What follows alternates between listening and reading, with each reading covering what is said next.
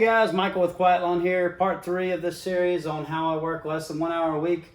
So, I had the life events in my 20s that led me to the why on why I wanted to go into business for myself, build a lifestyle where my business supported me and I still had control of my time.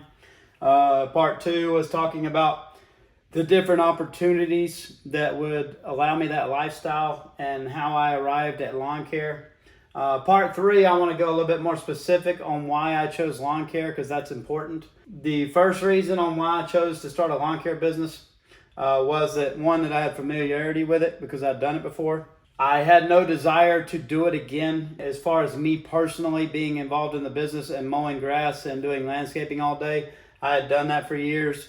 While I was fine to do that for the first several years to build the business, the only reason I got into lawn care was for these other reasons and that I could eventually work myself out of it, which I have. But I would have, it's not something I would enjoy. I'd much rather do something else, sell insurance, work in some type of management or do something else like that. One big thing that appealed to me, the first thing was the low startup cost. I just lost everything financially at that time. I had no money. Or very little amount of money. I couldn't afford to go buy some type of retail store. I couldn't buy, another ice cream shop. I couldn't buy, anything that would require me to, have tens of thousands or hundreds of thousands of dollars. Just wasn't a possibility back then. Lawn care was very easy to learn and train. I talked about that and comparing that to like a handyman business or, some other type of service business I was looking to start. You already knew how to do yourself, or you could learn very quickly, and I could train employees to do it, mow a yard very easily, whereas teaching them to do all the different skills involved in being a handyman would be much harder, and it would limit my growth, because there's less candidates. Lawn care was recurring, so it would be predictable revenue, similar to like insurance or any other industry like that based on recurring revenue. It was predictable. I could, do the math and say, hey, when I have 100 customers at this amount per year, this is going to be my revenue. I could kind of project it out, which makes it a nice business, nice predictable business. I could already see there was growing demand for this and other service businesses. We have an aging population with more baby boomers retiring every day. We have also an increasing younger population that doesn't want to do anything like as far as this kind of stuff around their house. When I was growing up, and probably most of you were growing up, that was just a given that you were going to be mowing your yard. I've been mowing my parents' grass since I was 5 or 6 years old. These days it's not uncommon at all to meet people in their 20s and 30s that have never touched a lawnmower. But you're getting an increasing amount of young people that don't want to mow their grass either, don't want to do pest control or whatever it is.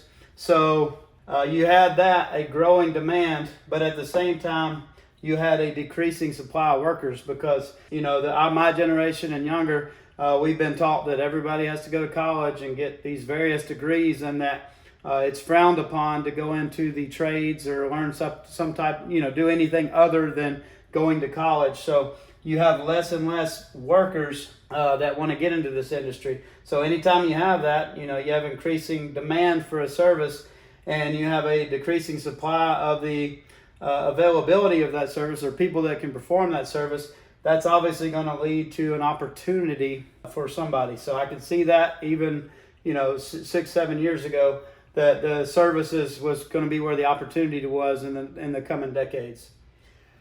Another thing I noticed was that unlike my previous 2 lawn care businesses, which were a little bit complicated, especially if you scaled them because everything was still on paper. I'm sure you had some type of system back then. I don't remember. I'm sure you had some type of system to get credit cards on file, but back then everything was still paper. You had to send invoices or you had to pick up checks. They leave a check on the doormat or you have to call the customer and they got to come meet you and give you a check. You just had that whole thing. That complication that made scaling the business less desirable because, when you double or triple your customer base, it double or triples your, all that extra time that you're doing stuff like that.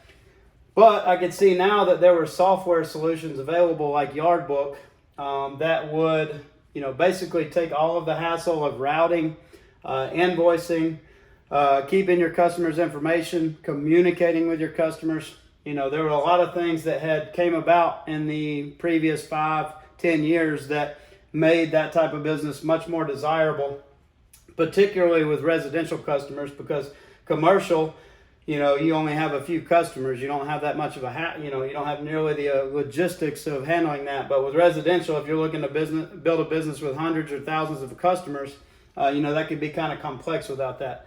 So that was another thing. There were software solutions that were not available before that made the business a lot more appealing, saved a lot of the admin time, the office time. And, these are all these reasons together, combined with the fact that I'd already had experience in building a lawn care business, were the reason I chose to do lawn care.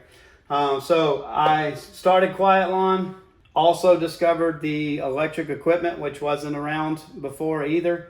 And I said, hey, this is something that could give me a little bit of a unique selling proposition over my competitors in my area. A pretty saturated market where I am. So I decided to start a lawn care business, and I decided to use electric equipment because I could give my customers a better experience than my competitors, in my opinion. So that's where we go. Now I want to go to part 4 and tell you guys about the process of starting that, how I started to take myself out of the business, get down to this 1 hour per week in my business, that I'm at now. All right, thanks for watching. I'll see you in part 4.